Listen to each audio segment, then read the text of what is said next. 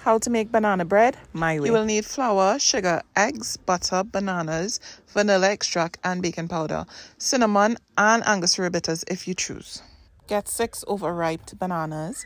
Then we are going to add the butter. So I used 1 stick and a little less than a quarter of the other butter. The trick to getting it super moist is actually to melt the butter before you put it in the bowl. So I'm going to put this butter in the microwave for 1 minute and have that melted. And then I would be adding that into my bananas. So this is the consistency that you want. You don't want it to be boiling hot, but just liquefied enough. Before we add the butter, we want to just mash all these very ripe bananas. It is very easy to mash it with a fork. It's super quick with the fork. You can use any other. You could use like the potato mash as well, but I find it's pretty easy to use a fork. Continue mashing until you get to the consistency that it needs to get. You don't really need to get it too smooth. With all the mixing, everything is going to be smudged together. So I just added the butter into that and I mixed again. So I am going to crack 2 eggs into a glass bowl. And never mind me cracking these eggs with one hand, I was flimming with the next one. So I'm trying to work some level of magic. And that little shell, don't worry about it, I took it out of a flim. Add your 2 beaten eggs into your batter of bananas and butter. So you're going to add all of that in there right now. So we're going to mix all of these together and then we're going to get this consistency right here. Add 1 pinch of salt. Then add 2 teaspoons of vanilla essence. 1.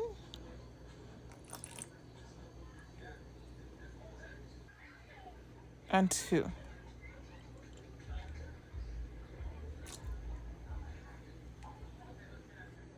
Because adding cinnamon is actually optional, I am going to add 4 shakes of ground cinnamon into this because I love the taste that the cinnamon gives it. And now I'm going to add some Angostura bitters. This is actually an aroma essence from Trinidad, and I added 5 shakes in total. Also extremely optional. Now we are going to add 2 cups of sugar. You can use granulated sugar, but unfortunately I did not have any, so I used brown sugar. And the granulated sugar gives the banana bread a lighter look compared to the brown sugar does. The brown sugar gives the banana bread a darker look. That's the only difference. So now that we have our 2 cups of brown sugar, we are now going to add it into this batter that we have here. Just throw all your brown sugar in there and mix. That's all you're going to do. Mix. Throw it in there and mix. You will get fed up at mixing at this point, but at least you don't have to whip anything. It's just mixing everything to get it in a nice creamy texture. I do not like to mix my bananas too smooth because my husband loves the little chunks of bananas in it. So I still give it that kind of chunky vibes. But now we are going to add our flour. Any flour is going to do. It does not have to be like a cake flour. The all-purpose flour would work. So we are going to put 3 cups of all-purpose flour. And as we can see, that is not 3 cups. So we're going back in again to add some more flour so that we have exactly 3 cups of flour. So now that we have our 3 cups of flour, and we're going to settle that to make sure that we have our 3 cups, and we do have our 3 cups of flour, we are now going to throw this 3 cups of flour into our bowl with bananas, sugars, egg, vanilla essence, and bitters. Did I say butter? And butter. So all the flour is in there. I am now going to add my baking powder. I did add 3 teaspoons of baking powder into this mix, and I'm just going to mix my baking powder and my flour in a little bit so that it can be mixed with the flour and the baking powder together before I mix it into the batter, so it can be evenly distributed flour to baking powder ratio, if that makes any sense. And again, we are going to mix until we get fed up of mixing. Surprisingly enough, this mixing is actually very therapeutic. Like, I was actually having fun mixing all of these together like that. And then seeing the flour still there was actually pissing me off after a while, but it was still therapeutic. It's crazy.